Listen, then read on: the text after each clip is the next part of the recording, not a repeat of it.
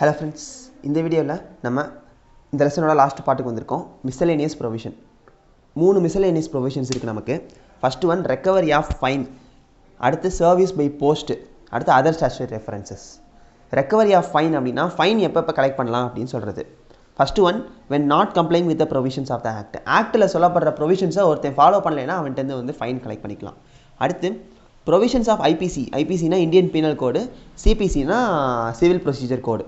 Relating to issue of warrants and levy of fines shall apply to warrants and fines prescribed under every statute unless a contrary intention is prescribed.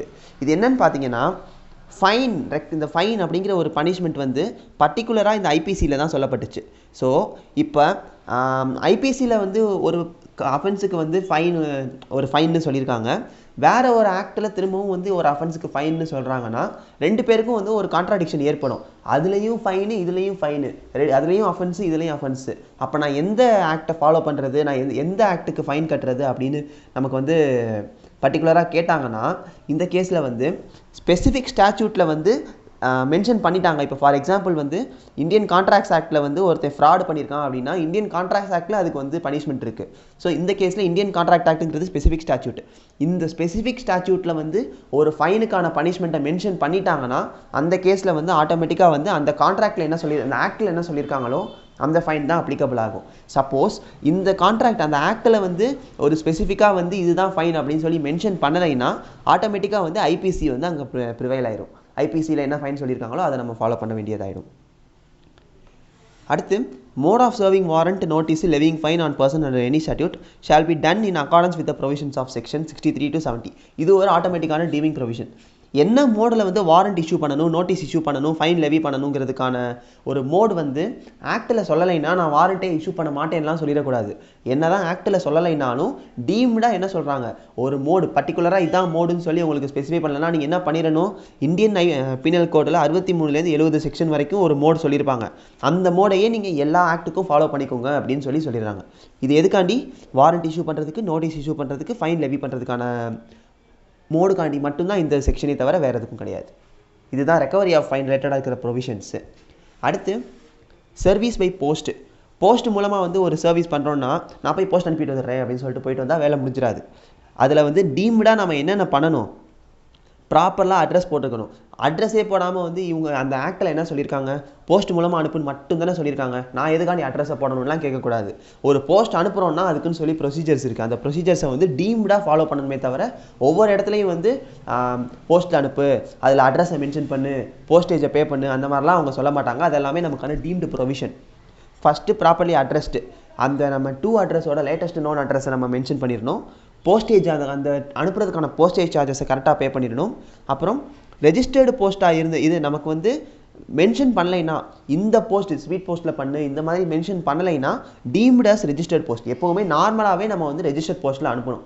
எதில் இப்போ இந்த மாதிரி வெறுசா போஸ்ட்டுன்னு கொடுத்துருக்காங்க, என்ன type of போஸ்ட்னு கொடுக்கலைன்னா ஆட்டோமேட்டிக்காக நம்ம registered போஸ்ட்டுன்னு தான் நம்ம அசியூம் பண்ணிக்கணும். இதுதான் வந்து 3 deemed provision for service by post. அடுத்து அதர் ஸ்டாச்சுட்டரி ரெஃபரன்சஸில் என்னென்னு பார்த்தீங்கன்னா an act may refer to other provisions of another act to avoid repetition of concept.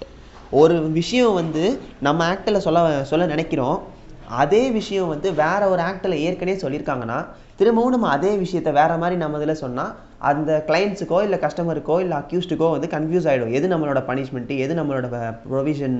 அதனால் ஆல்ரெடி இதே விஷயத்துக்கு வேறு ஒரு ஆக்டில் வந்து ப்ரொவிஷன் இருக்குன்னா அந்த ப்ரொவிஷனை ரெஃபர் பண்ணி நம்ம அதே ப்ரொவிஷனை நம்ம ஆக்டில் போட்டுக்கலாம். இல்லைன்னா நீட்டாக கீழே மென்ஷன் பண்ணிடலாம், ரெஃபர் டு ஐபிசி கோட் அப்படின்னு சொல்லி நம்ம மென்ஷன் பண்ணி விட்டுறலாம். ஃபார் எக்ஸாம்பிளுக்கு இந்த மாதிரி பண்ணிடணும். அதே மற்றபடி என்ன பண்ணிடக்கூடாது, அந்த ஆக்டில் ஒரு ப்ரொவிஷனுக்கு ஒரு பனிஷ்மெண்ட் கொடுத்துருக்காங்க, அதே ஆக்டுக்கு நம்ம ஆக்டில் வேறு ஒரு ப்ரொவிஷன் கொடுத்துட்டு வேறு ஒரு பனிஷ்மெண்ட் கொடுத்துட்டோன்னா என்ன ஆகும், அங்கே ஒரு அதே ஆக்டுக்கு ஒரு பனிஷ்மெண்ட்டு, அங்கே இருக்கிற ஆக்டுக்கு வேறு ஒரு பனிஷ்மெண்ட்னு சொல்லி கன்ஃபியூஸ் ஆகிடும். ஸோ ஒரு ஸ்டாச்சுட்டரி ரெஃபரன்ஸுங்கிறத வந்து ஒரு ஆக்டுக்கு தேவைப்பட்டுச்சுன்னா இன்னொரு ஆக்டில் நம்ம ரெஃபர் பண்ணிக்கலாம் அப்படின்னு சொல்கிறாங்க. அப்புறம் காமன் காப்பீடு டெர்மினாலஜி பேசிக். எங்கே நீங்கள் வந்து குட்ஸுங்கிற ஒரு வேர்டை பார்த்தாலும் ஆட்டோமேட்டிக்காக அதுக்கான பெஸ்ட் டெஃபினிஷன் எங்கே போய் பார்க்கலாம், சேல் ஆஃப் குட்ஸ் ஆக்டில் பார்த்துடணும். பர்சன் அப்படிங்கிற ஒரு டெஃபினிஷனுக்கு மீனிங் தேவைன்னா இன்கம் டேக்ஸ் ஆக்ட் எடுத்து பாருங்கள். மார்க்கெட்டுங்கிற ஒரு வேர்டுக்கு டெஃபினிஷன் வேணும்னா காம்படிஷன் ஆக்ட் எடுத்து பாருங்கள். இதுதான் வந்து நமக்கான காமன்லி காப்பீடு டெக்னாலஜி. மெஜாரிட்டி இடத்துல நீங்கள் இந்த 3 வேர்டை கேள்விப்பட்டிருப்பீங்க. அதுக்கு மீனிங் தெரியலைன்னா நீங்கள் பார்க்க வேண்டிய பெஸ்ட் டெஃபினிஷன் வந்து ஆக்ஸ்ஃபோர்ட் டிக்ஷனரியிலையோ இல்லை ஜென்ரல் கிளாஸஸ் ஆக்ட்லேயோ கிடையாது. இந்த 3 ஆக்டில் தான் நம்ம வந்து பார்த்தா தான் பெஸ்ட் டெஃபினிஷன் நமக்கு கிடைக்கும். இப்போ ஒரு சின்னதாக ஒரு டெஸ்ட் வைப்போம். நம்ம எந்த அளவுக்கு ஐடென்டிஃபை பண்ணியிருக்கீங்கன்னு சொல்லி பார்ப்போம். As per the provisions of the Companies Act 2013, Companies Act 2013 படி a whole time key managerial personnel of a company shall not held office as such in more than one company except its subsidiary company at the same time. Examine whether a whole time key managerial personnel can be appointed in more than one subsidiary company of a company. என்ன சொல்கிறாங்கன்னா companies act provision படி ஒரு whole time கேஎம்பினா CEO CS அந்த மாதிரி ஒரு person வந்து ஒரு நேரத்தில் ஒரு கம்பெனியில் தான் வந்து அப்பாயிண்ட் ஆகிக்கலாம். பட் எக்ஸப்ஷன் வந்து சப்சிடரி கம்பெனியில் மட்டும் எக்ஸ்ட்ராவாக அப்பாயிண்ட் ஆகிக்கலாம் அப்படின்னு சொல்கிறாங்க. நமக்கு கொஸ்டின் என்ன, வெதர் வந்து நம்ம அந்த ஹோல் டைம் கேஎம்பி வந்து மோர் தேன் ஒன் சப்சிடரி, இப்போ அந்த கம்பெனிக்கே 2 சப்சிடரி இருக்குன்னா அந்த 2 சப்சிடரியிலையுமே வந்து அப்பாயிண்ட் ஆகலாமா அப்படின்னு சொல்லி கேட்குறாங்க. இதுக்கு வந்து நம்ம கம்பெனிஸ் ஆக்டை மட்டும் படித்தா நம்மளால் பண்ண முடியாது. இந்த ஜென்ரல் கிளாஸஸ் ஆக்டையும் நம்ம அப்ளை பண்ணணும். பேர் provision is insufficient to answer. பேர் ப்ரொவிஷன்னா என்ன அர்த்தம், அந்த கம்பெனிஸ் ஆக்டோட ப்ரொவிஷனை மட்டும் வச்சு நம்மளால் ஆன்சர் பண்ண முடியாது. The general clauses act is required. According to that act singular includes plural unless repugnant அப்படின்னு சொல்லிட்டாங்க. ஸோ நமக்கு வந்து ஜென்ரல் கிளாஸஸ் ஆக்ட் படி என்ன பார்த்தோம், சிங்குலர் அப்படிங்கிறது வந்து ப்ளூரல் அப்படின்னு சொல்லிட்டாங்க. ஸோ இந்த கேசஸில் வந்து நமக்கு என்ன சொல்லியிருக்காங்க, எக்ஸப்ட் இட்ஸ் சப்சிடரி கம்பெனி அப்படின்னு சொல்லியிருக்காங்க. சப்சிடரி கம்பெனின்னு தான் சொல்லியிருக்காங்க. It is a singular, subsidiary கம்பெனிங்கிறது சிங்குலர். நம்மளோட ஜென்ரல் கிளாஸஸ் ஆக்ட் ரூல் படி என்னது, சிங்குலர் இன்க்ளூட்ஸ் ப்ளூரல் ஆல்சோன்னு சொல்லி பார்த்தோம். அப்போது மோர் தென் ஒன் சப்சிடரி கம்பெனிங்கிறது இங்கே ப்ளூரல். ஸோ ஒரு கம்பெனியில் ஒரு கேஎம்பியால் அப்பாயிண்ட் ஆக முடியும்னா மோர் தென் ஒன் கம்பெனிலையும் அவனால் வந்து அப்பாயிண்ட் ஆக முடியும் அப்படின்னு சொல்லி நம்ம எழுதிடணும். எழுதிட்டு என்ன சொல்லலாம், therefore a whole time KMP can be appointed in more than one subsidiary company of a company according to deeming provisions of General Classes Act 1897. போட்டுட்டு deeming provision states that whenever there is a singular it includes plural also. Therefore when a whole time KMP can be appointed in a subsidiary company, he can be appointed in more than one subsidiary company also. இந்த மாதிரி நீங்கள் own வேர்ட்ஸில் எழுதலாம். இதை நான் வந்து இவ்வளோ ஸ்பீடாக சொன்னதுக்கு காரணம் இது அப்படியே யாரும் எழுத தேவையில்லை. இதை வந்து நீங்கள் ஓன் வேர்ட்ஸில் எழுதலாம். நமக்கு தேவை சிங்குலர் வந்து ப்ளூரல் ஆல்சோ இன்க்ளூடன்னு சொல்லணும், நம்ம அதை எங்கே படித்தோன்னு சொல்லணும், என்ன ப்ரொவிஷனில் படித்தோன்னு சொல்லி எழுதினாலே நமக்கு கிளியர் கட்டாக ஐடியா கிடச்சிடும். அப்புறம் இந்த இம்பார்ட்டன்ட் கேஸ் ஸ்டடீஸ் வந்து நான் எக்ஸ்பிளைன் பண்ணல, ரொம்ப டைம் ஆகும். என்ன பண்ணிடுறேன், இந்த நோட்ஸுக்கான இதெல்லாம் இம்பார்ட்டண்ட்டான கேஸ்லாம் கிட்டத்தட்ட 11 கேஸ்லாம் இருக்குது. இதை நான் வந்து உங்களுக்கு ஸ்கேன் பண்ணி பிடிஎஃபை டிஸ்கிரிப்ஷனில் போட்டுடலாம். தேங்க்யூ. இல்லை ஏதாச்சும் டவுட்ஸ் இருக்குன்னா கமெண்ட்ஸில் கேளுங்க. தேங்க்யூ.